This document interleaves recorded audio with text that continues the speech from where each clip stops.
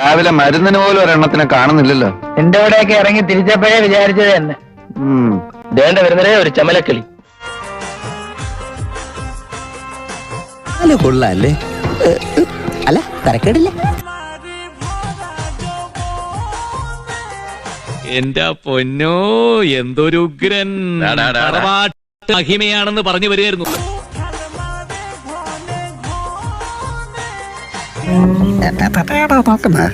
പിന്നെ എന്നെ പാപ്പച്ചമൂലാളുടെ ഒരേ ഒരു മോളോ ഒരു കൊതിയാക്കടൽ ഞാൻ കാണുന്നുണ്ട്.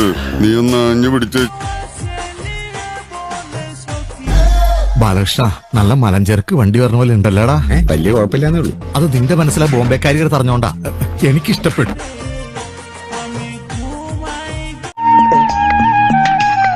എന്റെ ഈശോയെ ഒന്ന് അടച്ചു വെക്കണ്ടായിരുന്നോരെ. ആശ്രയിരിക്കണ പോലെ വായി തുറന്നിരിക്കണത്.